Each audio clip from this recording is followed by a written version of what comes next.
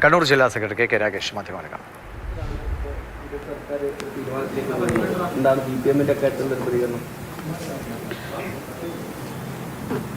സർക്കാരിൻ്റെ തീരുമാനം രാഷ്ട്രീയ പ്രേരിതമായ ഒന്നാണ് എന്നാണ് പ്രത്യക്ഷത്തിൽ മനസ്സിലാക്കാൻ വേണ്ടി കഴിയുക.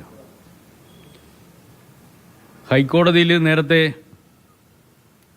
കുടുംബം CBI അന്വേഷണം ആവശ്യപ്പെട്ടുകൊണ്ട് ഹർജി നൽകിയിരുന്നു.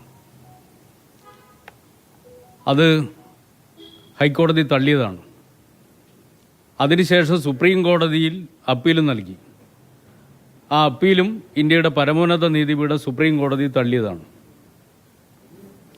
അപ്പോൾ രാജ്യത്തെ ഏറ്റവും പരമോന്നത നീതിപീഠമായ സുപ്രീം കോടതി തള്ളിയ ഒരാവശ്യം